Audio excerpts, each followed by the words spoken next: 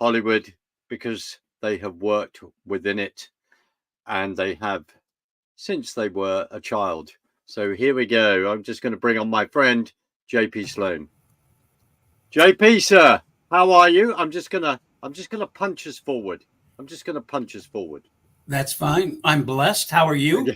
I'm good. I'm delighted that you are joining me today, and thank you so much. Because one of the things I always get excited about is because it's about people's stories. It's about their life experience, and what our prayer is that we are pointing people in the right direction, in the correct direction.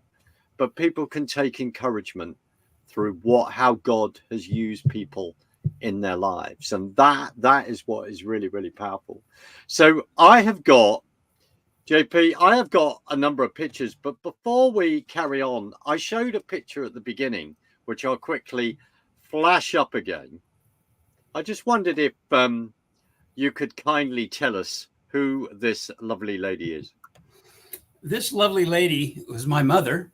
Right. And I had never noticed this before, but when that picture was up, over her right shoulder, for us looking left, is what we used to call Biscaloo's Hotel. And if you watch Perry Mason, they show that a lot. That was the county jail.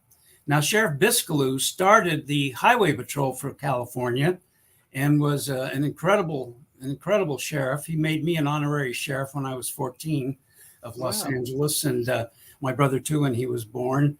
He was an incredible man, good friend of the families. You have a picture in there with Governor Brown that has my mom with Bud Abbott and Eugene Biscaloo's, and that was what they referred to as Biscaloo's Hotel. Wow. Well, thank you. Well, I'll tell you what, I have got, you very kindly forwarded a number of photographs to me, and I want to go through this. And ladies and gentlemen, very kindly, when you very kindly get around to watching this, the key thing is this, is that we are going through history and explaining culture and explaining, I grew up with John Wayne films. I grew up with John Wayne films directed by Ford, etc. But it's this whole thing of American culture. And we just want to go through some of that, but I want to go through it through the eyes of JP's experience, which is immense, and it is a real joy. So let's start with some photos. My godfather, right? Okay. I'm trying to think of that movie, Riders of the Lost Ark. Right. The star of that movie, he taught how to use a bullwhip. So he taught Harrison Ford, yes? Harrison Ford, right. Right, okay. Brilliant. Let's move on to the next one here. There's slightly different, so they're slightly out of order. Oh, this is my godmother with Charles Boyer, and she was a movie star back in the 30s and 40s. She actually was in the world's first soap opera, and it was on radio, and it was called One Man's Family. And it was a household word for 30 years. And of course, now today, you'd be hard pressed to find anybody who knows what it is, which I wish the current stars of Hollywood would realize that their fame is going to be short lived, and they're really impressed with themselves, but it's a short time fame. It doesn't last long. The only fame that's worth knowing about is Jesus.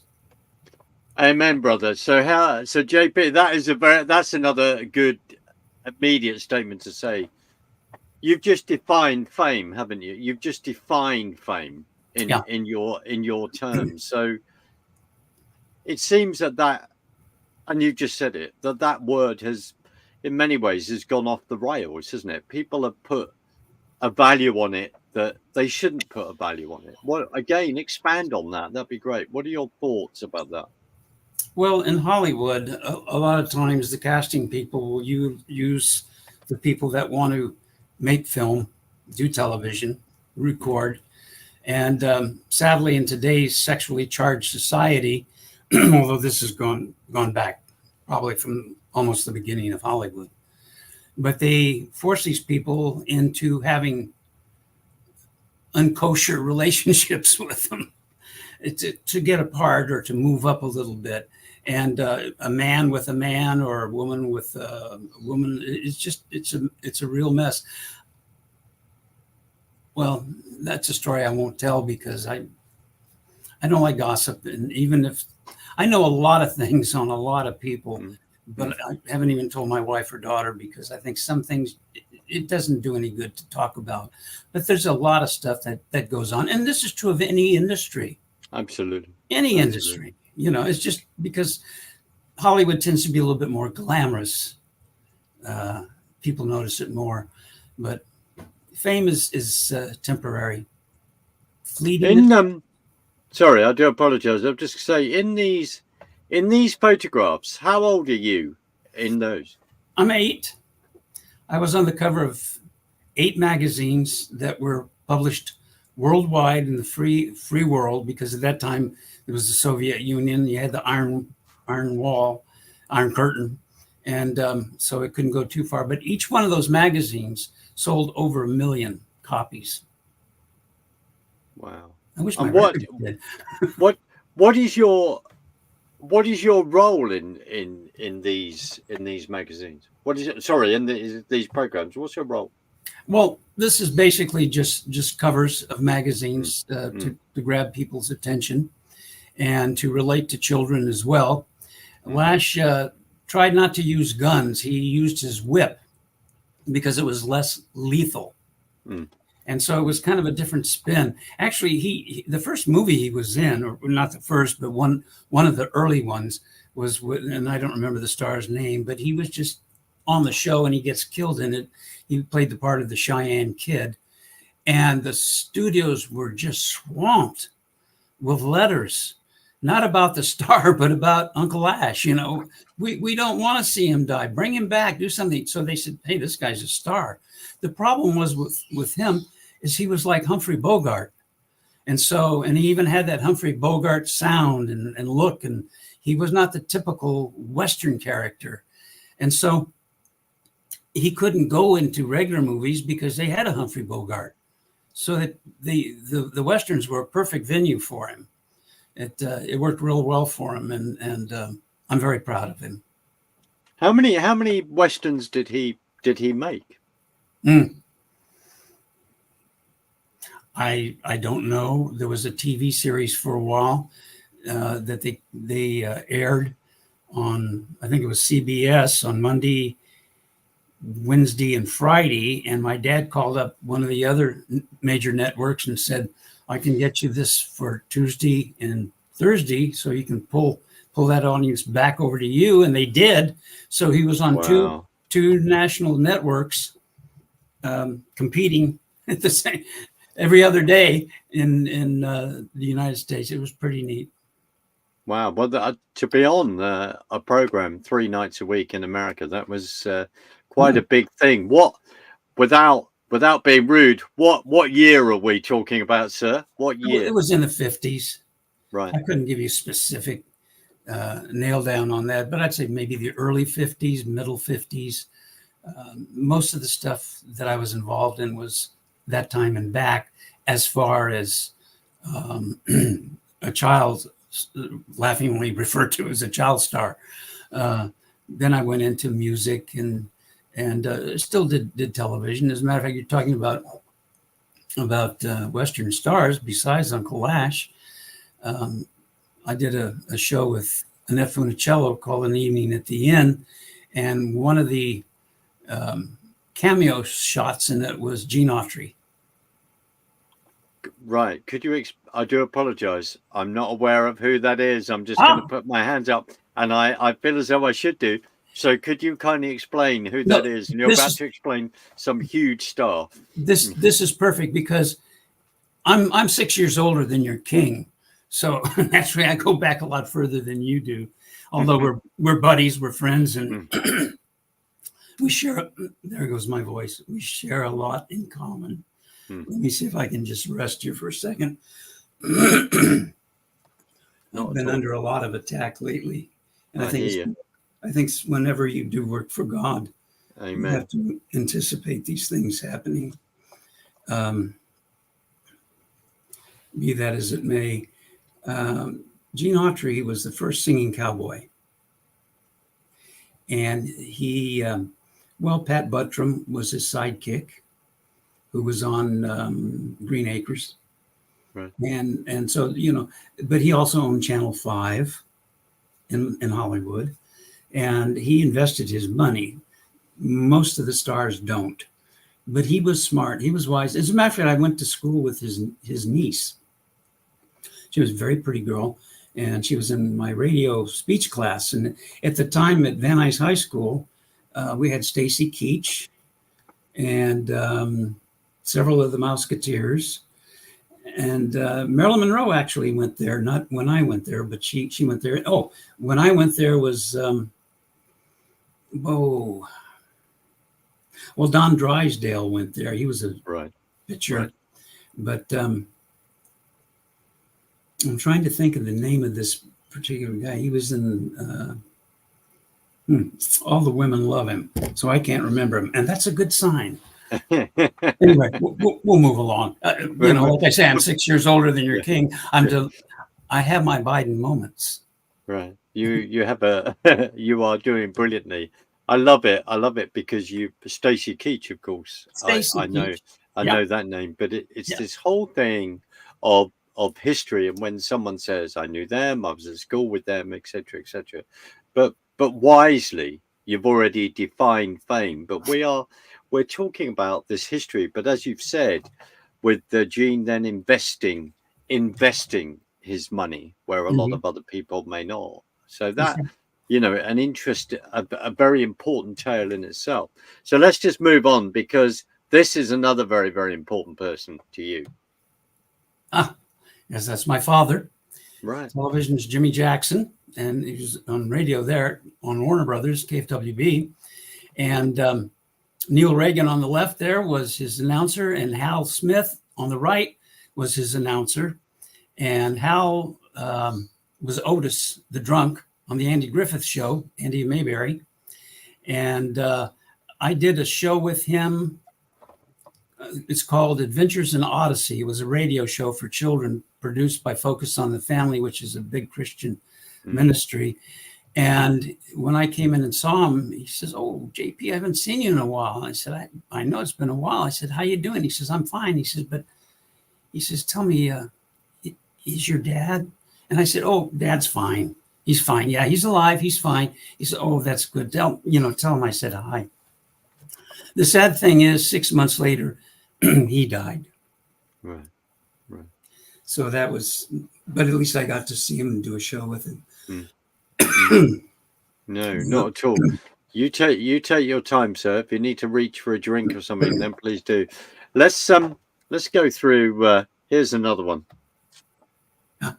Annette Funicello and me. I grew up with her in the sense that our families were friends before we were born.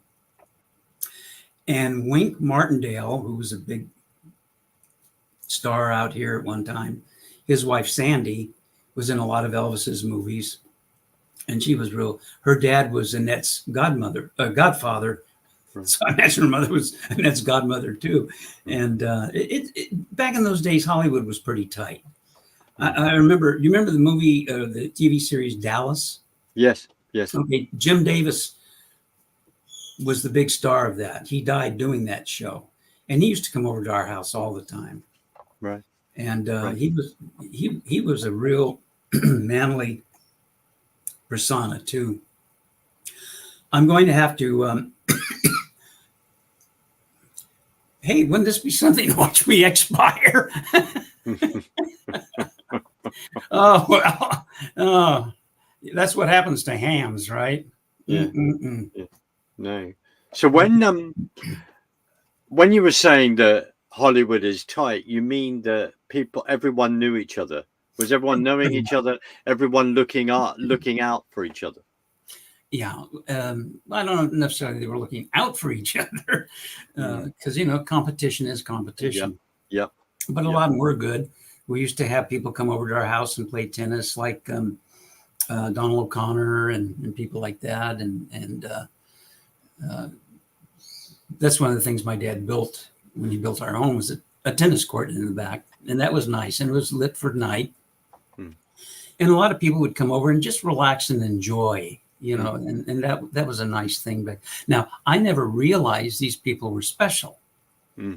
And my parents would never let me think I was special because it was an industry. Everybody works in an industry. Some you're on stage, some you're building a house, some you're a teacher, just different things. And so we were all equal. And my father would never let anybody think they were better than the other. So I didn't know these people were famous. I mean, Uncle Bud growing up was Uncle Bud, and Audie Murphy was Uncle Audie. And when I'd run away from home, I'd go to Audie Murphy's house.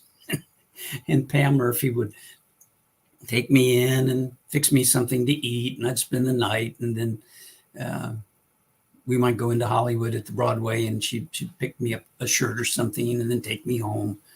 But I knew I was always safe at the Murphy house. And, kids run away for different reasons. They just silly things. But I really loved him. And as a matter of fact, Audie Murphy, for those of you who don't know, because a lot of people don't know now, and they're not teaching it in school on this side of the pond, was the most decorated hero of World War II. And he did a lot of movies with Universal and was very well cover of Life magazine. And, he was just really, really big. And, but he was humble and just the sweetest guy, just the sweetest. So my mother was talking to him I think it was, I want to say 71. I don't remember. It was a big earthquake in California. And the first death reported was this truck that went under the freeway that collapsed on the truck. And you could only see the man's arm with the watch on it, which showed the time that the earthquake happened. Wow. And my mother prayed for him and his family for about a week before the police came to the door and told her that was her husband. Wow. And she thought he got over to another part of Los Angeles County. It's a big county. And so there's a lot of valleys. And she thought he got over to the valley he was supposed to, and that he just couldn't get back because it was horrible. That was a terrible earthquake. Anyway, she's talking to Uncle Audie that same year, around the time of her birthday. And Audie says, I've got to go, Nita. He says, I'm going to call you as soon as we touch down because I have some things I want to discuss with you. And she said, okay. And his plane crashed.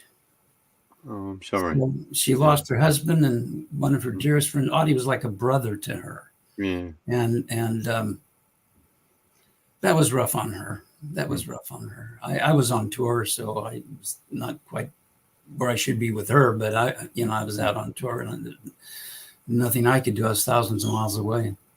But anyway, that's just a little side vignette. I'd like to speak something about politics right now because there's so much happening. We're really in the end times, I believe. That show you were on where they showed the clips of the one Muslim canceling out Israel, and then God canceled him out. And then we went to Pakistan, and he said, let the floor fall out from under me if I'm lying. And it went and took about 50 people with him. Yeah. And I thought, why didn't God do that to Muhammad? Because, and for those of you who don't understand the difference between Islam and Christianity and Judaism, Muhammad was speaking for what he believed was Allah. Now, when he first had this encounter, he thought it was a demon or he was crazy, but his first wife said, no, you go with it. It's probably God.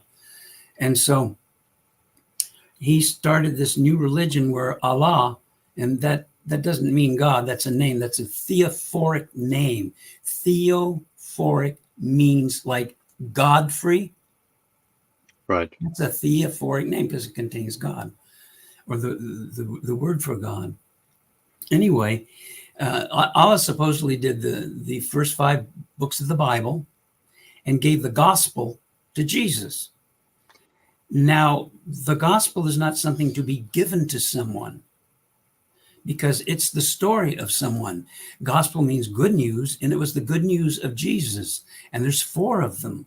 not one.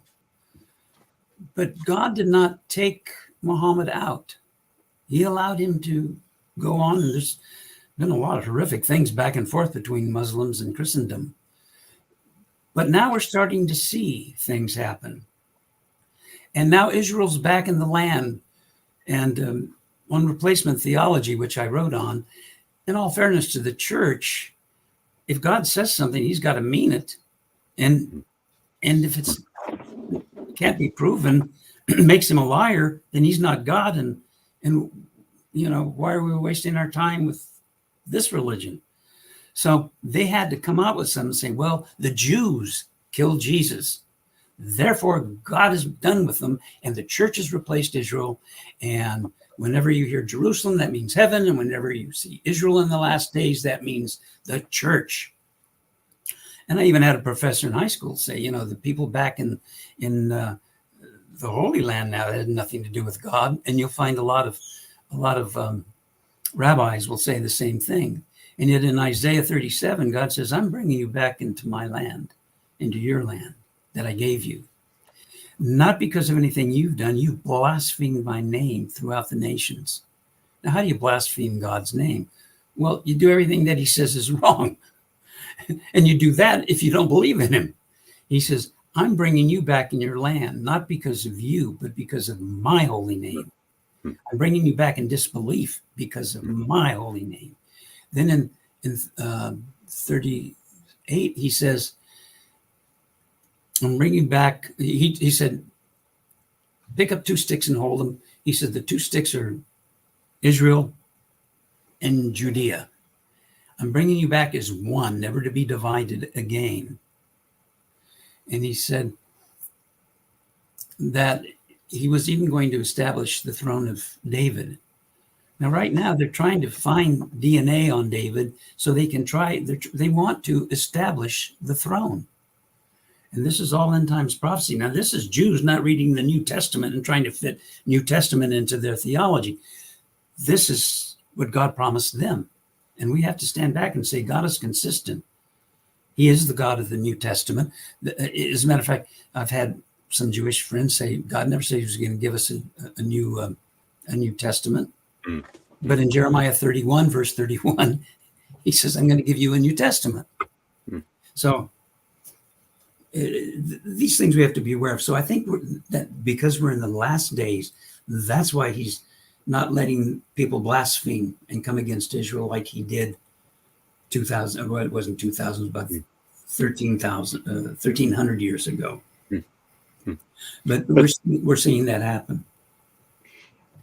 I couldn't agree with you more. And the other thing is, and it's not necessarily going back to beginning our discussion in Hollywood, but the importance of, as we see the media and how things are manipulated, but also as we reference off camera, if we go back to the Hollywood and what you would then define as the golden age, and we look at Cecil B. DeMille's films and the stories that he was telling, and they come from the Old Testament. That's right. Well, there's no better stories than what God has given us, and that's history. That's history. And America was a better place in many ways back then. We had our faults. We still were working through, in the South, segregation, which was the Democrat Party, who most of the blacks have stayed with their old masters. And it's kind of strange because the first Republican black office holders in the South were Republican because it was the Republican Party that freed them. They freed the slaves. But getting back to Hollywood, I must say this. When I was doing Mom Paul Kettle back on the farm, 1950. I'm just going to bring these pictures up right now because you've mentioned that. Yeah. Now, Richard Long did Nanny and the Professor, and he was on Big Valley as a regular, one of the brothers on Big Valley. Marjorie Main's done so many movies, and Percy Kilbride himself, and that's me sitting there with them. and that was a fun series anyway. But what I noticed at the studios back then, I'm giving Paul a hot foot. That's a match in my hand, and Right. he doesn't know it, but he will pretty soon, and then I'll go spinning across the room. Anyway, the executives at Universal were wearing lapel pins that were sickles and hammer. So the communists were already making a push. And, I've noticed today. What year was this? What year was this? 1950. Right. 1950. Now, that's just a little time after World War II ended in 45. So the execs were wearing little hammer and sickle communist Russian badges. Mm-hmm. So the seeds were planted. And see, they go in if you study Marxism, you notice that they take over the schools, education, and we see that now. They take over communication. I mean, with the exception of just a few networks here, new networks, most of the major old networks that we all loved and trusted, they're pretty much Pravda, which was the Soviet Union's news outlet, and it's sad because, but they're, the kids are not being taught. Like I said, they don't know who Audie Murphy is, most decorated soldier of World War II, and because of that, if you don't know your past, you're condemned maybe to relive it, and that's the direction we're going, sadly. Absolutely, and saying that, because I want to, in many ways, we will come back to this, but this is really, really important. I mean, I love history, and I love it because you quite rightly, you quite point out, we've suddenly, for me, for a number of us, we're suddenly been investigating Stalin, investigating communism, going to Karl Marx for fairly obvious reasons, because we see this march through all the institutions on your side of the pond and on our side of the pond, and then with the anti-Semitism that we are just seeing on the streets, we are seeing the combination of Islam with the left and the radical left, and that is in many ways is a conversation that we need to in itself. I would like, because we've had this conversation, we have actually met everybody. I'd just like to say that we met a number of years ago, but in conversations that JP and I have had, because of the history of JP's life, which is still ongoing. Amen. He still has a lot to do. So we just speak over that over him, over that, because it's important. It's important voice. What could you tell me? So at the Second World War, you've just named the actor that made a big contribution there, and there are others. And I'm just trying to think. Sorry, just trying to think. The famous Hollywood actor, whether it's someone Stewart, I've forgotten who. Oh yeah, Jimmy Stewart. Yeah, and then of course, he was a lieutenant, I believe, right. Then of course, the famous actor that was in Gone with the Wind, who then whose name I've also forgotten. Sorry, we'll come to that in a minute. And he then fought. He joined up as well. So there was a couple of people that were really saying, no, I'm going to leave my career, and I'm going to go into the army. Well, let me insert this real quick. Even in the 50s, we had somebody, and the 50s were changing, but we had Elvis Presley do the same thing. No, absolutely. So what was you knew Abbott and Costello, right? Abbott and Costello, and I remember growing up, their work was shown over here. I enjoyed their work immensely, as I did with Laurel and Hardy. And I love them. And for very different reasons in many ways, and certain slapstick, clever when houses would collapse around them and all this kind of thing. Very absolutely unique. But how did you know Abbott and Costello?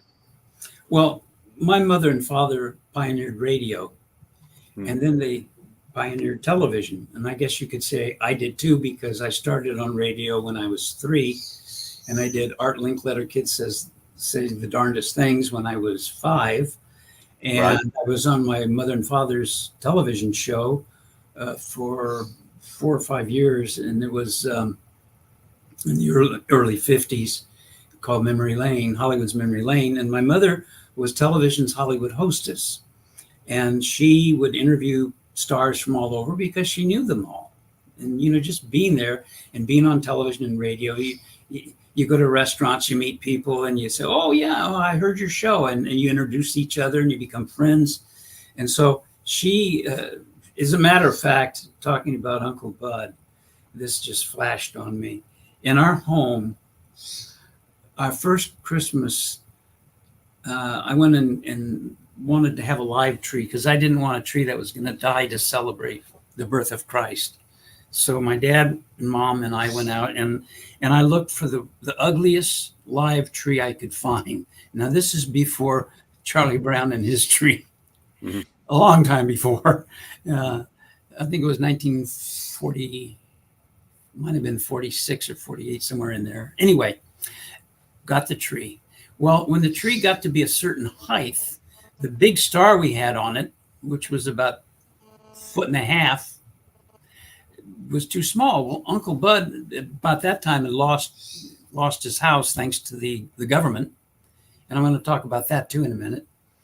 He had a tree that he always had decorated and had a huge star. So he gave it to us. And our tree out in front of the house then had Bud Abbott's star on that tree. And of course, nobody knew it was Bud Abbott's, but it's just things like that. You know, you helped each other. Audie Murphy, who I was telling you about, World War II's most decorated hero, he in Pam one Christmas gave my dad an electric blanket, and they had just come out recently, you know, so that was kind of a special thing. And Bud Abbott gave my dad gold cufflinks with 2 gold coins, 2 $5 gold pieces in them. I still have them. As a matter of fact, let me see. I just might have it here while I'm talking. Just while we're thinking, and I've looked it up, everybody, while we're up there, while I disappeared because I was extremely embarrassed about it. But the actor in Gone with the Wind, of course, is Clark Gable. Clark Gable joined the American Army. He joined up. But I love this discussion of history. And while we're saying so, at the moment, JP is trying to find some cufflinks, and this would be great. They may not be here. I just thought this might have been a place where I would have put them. Yeah. And got all kinds of junk. That's what happens. You know, you collect stuff. Well, sadly, I don't know where they are. But just describe them. Describe them to me, sir. What would they have looked? What do they look like? What was on them? Well, it's a little bigger than a dime. Is a $5 gold piece, and I think they sell now for around I don't know, $800 each. And then the cufflink itself was gold, and so probably back then that would have been like, in today's money, something it'd probably be like about a $3,000 to $5,000 gift. Wow. And so but because it's from Bud Abbott, it's, to me, it's priceless. I mean, absolutely. Having the documentation, because in those days you didn't think of documenting everything a friend or somebody gave you, but you look back 70 years later and you think, maybe, but you just weren't impressed back then with stuff like that. You really weren't. It was just, you made a reference to Bud losing his house. Yes. Do you want to take us down that line? Because this ties up when I've just mentioned Clark Gable. I forgot. How could I forget the him out of Gone with the Wind?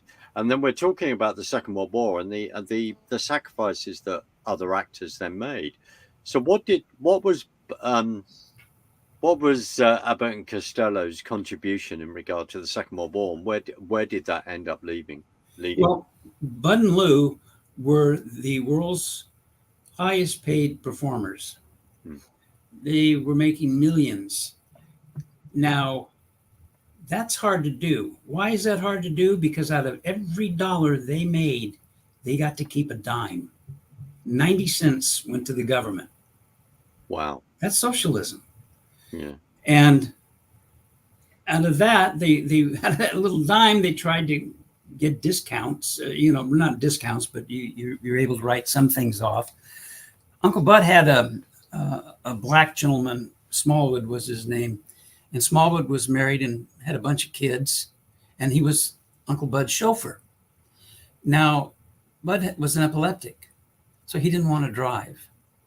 And so Smallwood would drive him, and so he tried to write that off. And the tax man says, "Oh, you can't write this off." He says, "No, you don't need a chauffeur. And your shoes were Florisheim. You don't need Florisheim shoes." Of course, I've had cheap shoes and expensive shoes. I think, depending on where you are economically, back and forth. And entertainment, by the way, you can be rich one day. We call it feast or feathers. And you have your feather periods too, where you're struggling, and then something comes along, and it's not like steady work. But anyway, they tried to deny him all these write-offs. And one example of one thing that they did that the government wouldn't let them write off, we have a place called Watts in Los Angeles. Right. And there were the Watts riots, which were really kind of the first beginning of riots in the country. It might have been the second or third major riot where you burned down the town and businesses left, and they still have not gone back in. But Bud and Lou went in and they built this huge facility for sports.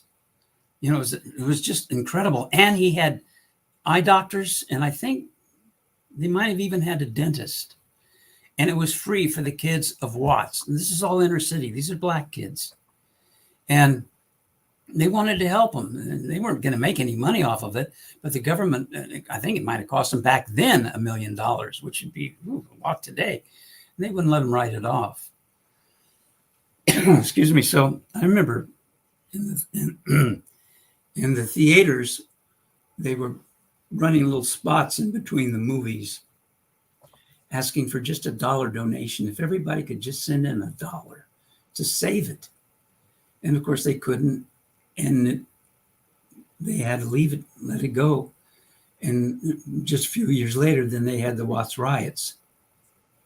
And that tells you, people try to help and do something right, and the government gets in there and messes it up. And the black kids were just as worthy as the so-called white kids. Now, I don't like the term black and white kids. I used to spend all summer at the beach, because I'm a Californian, to get black.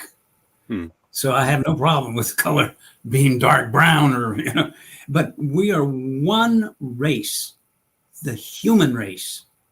And the problem is everybody bases races. There's the Negro race, there's the Caucasian race, there's the Oriental race. According to the Bible, of course, it's not true. We all came from Adam and Eve. But this guy came out named Darwin, and he had a theory, and they're teaching it like fact even today. And it's been 150 years, and they still can't prove it.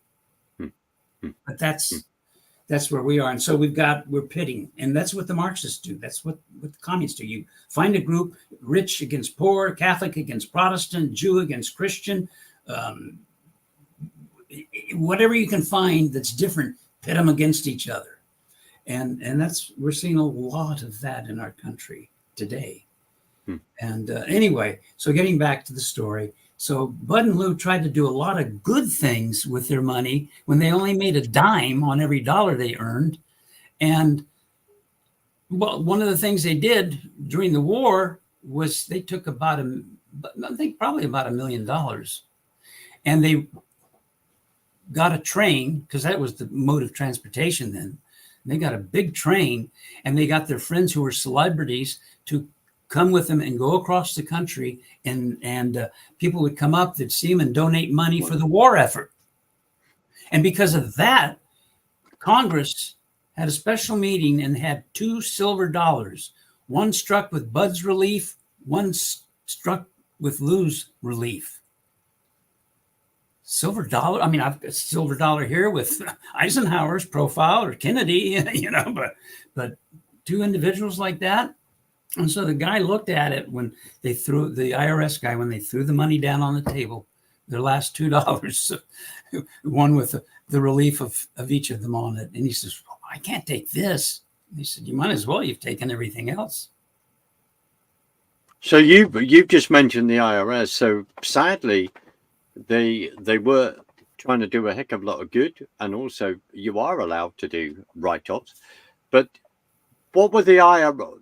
This meeting that the IRS had, what was that for? Just overseeing their final downfall? Then was yeah. It, well, there was Bud had a manager, and I don't remember his name now, but he became a city councilman.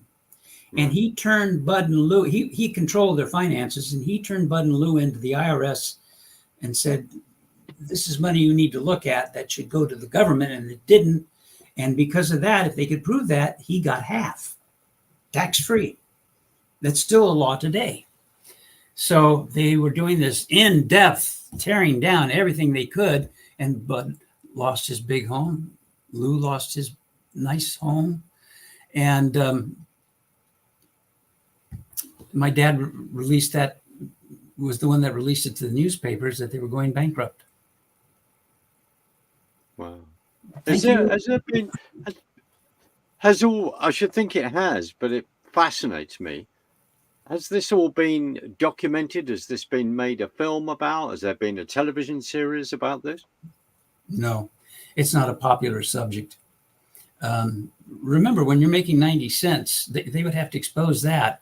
And they're talking about that in Congress now. A couple of individuals have suggested, maybe we should tax 90% of the rich, because they were rich.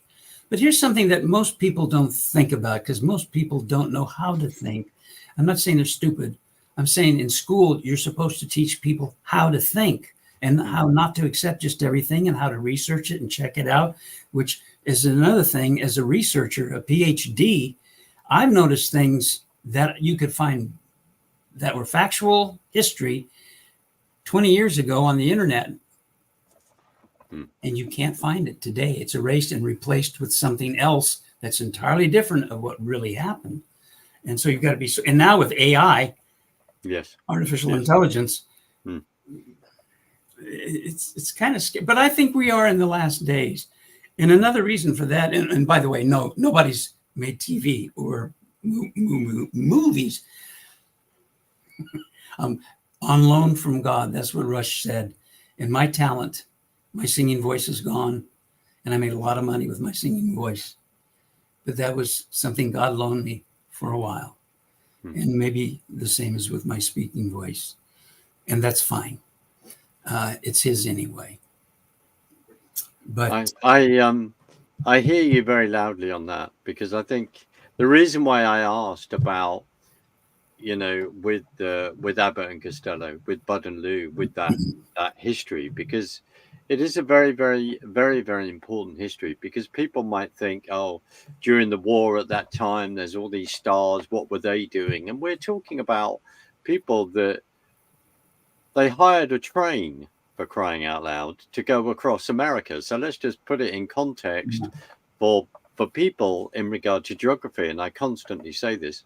So jolly old UK fits into Texas 2.5 times. That's just one state of Texas, which is enormous. Other states, California, of course, enormous. Then you're going up to Oregon, Oklahoma, North Dakota, enormous. Now, the population of America legally is about 320 million. It may be far more than that with what's going on the Texas border. And I'm not sure of what the population would have been in the Second World War. But we are about talking about 1.5 million. Right. So we are talking So we are talking about huge geographical. You are a continent. So we say, Russia's the biggest landmass. Then it'll go to Canada. Then then you're up there. Now, so traveling, if there's a rate on, if there's for me to get over to Texas, you're talking 9 hour flight. It's these vast differences. So they actually hired this train themselves, and that was their contribution to raising money for the war effort. And Yeah, they then raised millions, right, millions. right. So the money that was raised, was that then to, what did the government do with that? Were they then building munitions? Were they building planes, or were they supporting the troops on the ground? Do you? I imagine it went into the pot and was used wherever it was needed in that respect. I don't know. I don't think the government ever tells us really where each dollar is going.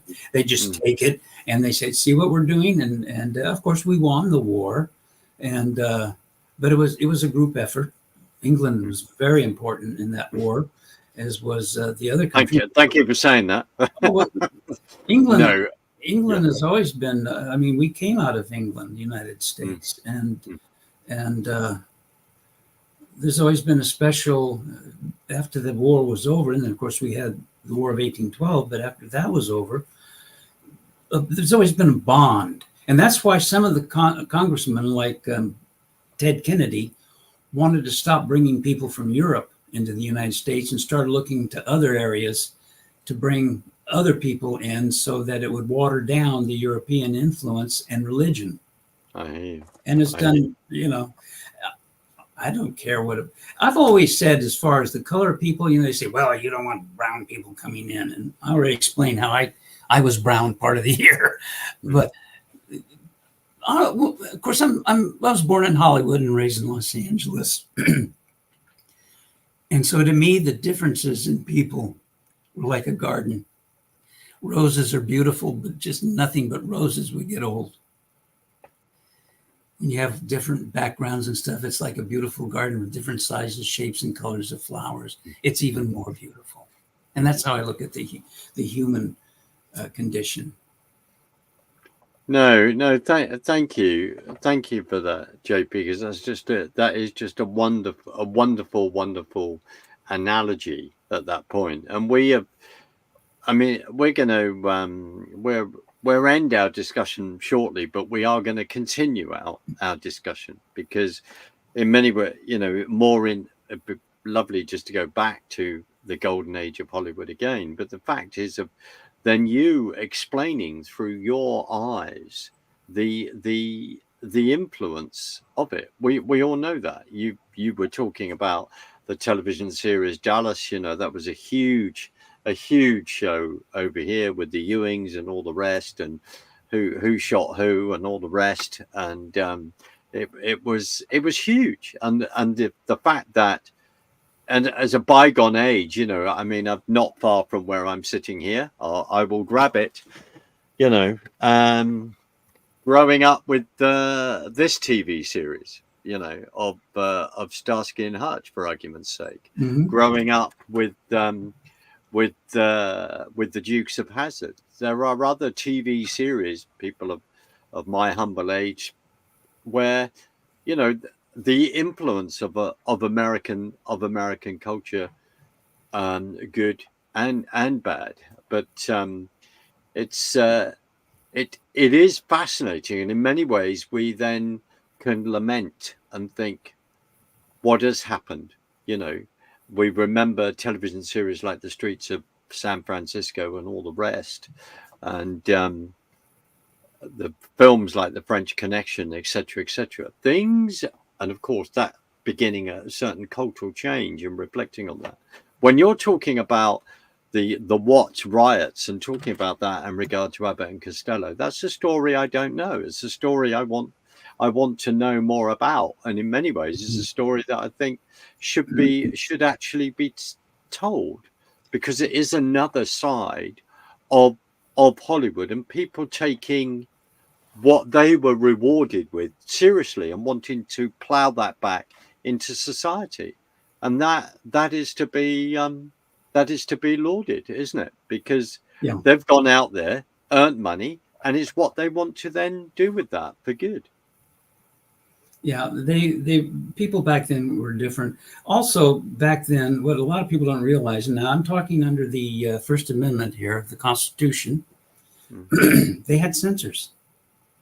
Catholic Church had a censor, and the Protestants had a censor. And as a matter of fact, I had a first cousin who was like an aunt to me in Memphis. She was on the city's council to censor movies. And I remember that Peyton Place, the book, was banned in Boston because it was censored.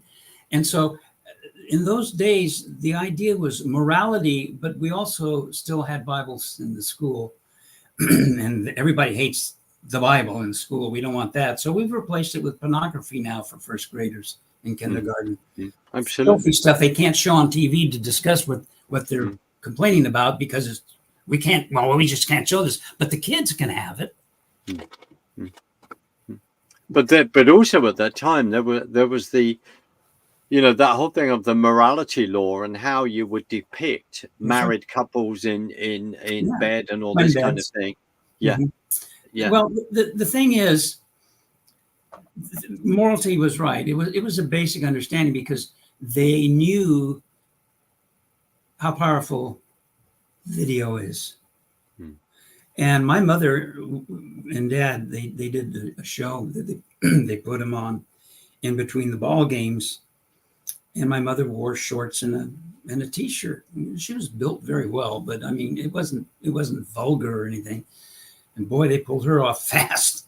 And she looked like every other woman that was sitting in the bleachers. And the thing, here's something else. My dad managed the Amos and Andy cast.